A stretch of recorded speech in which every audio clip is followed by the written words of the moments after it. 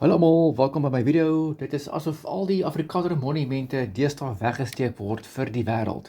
Hier het ek nou 'n video gemaak van Google Earth, net om julle te wys wat presies daar aangaan by Bloedrivier. Ek wil weet hoe kom 'n mens by Bloedrivier uit as ek soontoe moet ry, want ek bly nie in daai area nie en as ek soontoe wil ry, wil ek dan 'n bietjie sien wat se roete ek wil ry. Nou hierso is Bloedrivier van bo af, daarso is die klomp ossewaans wat so 'n halfmaan gepak is. En hierso is die 'n ander ingang. Daar volg ek nou in die paadjie, maar daar is geen indikasie hoe jy daar moet uitkom nie. Daarso is Bloedrivier. Ek moet 'n bietjie verder inzoom en net vir julle te wys hoe groot dit eintlik is. Dit is nogal groot. Net gou die mate hier kry. Dit is omtrent 110 meter by, kom ons kyk net gou hierso. Gou 110 meter by omtrent so 70 meter. Dit is nogal 'n groot area wat die ossewaans almal daar uitgestal is.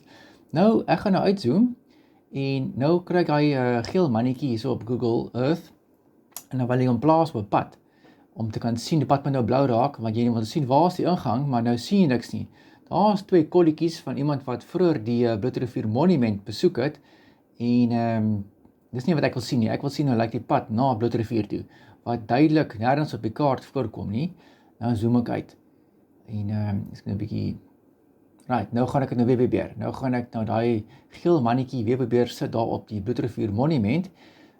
Bloedrivier monument is een van die seker die 10 grootste monumente in Suid-Afrika, maar daar's nêrens 'n pad wat soontoe loop wat afgeneem was deur Google Earth nie. Dis asof die regering dit nie wil wys nie.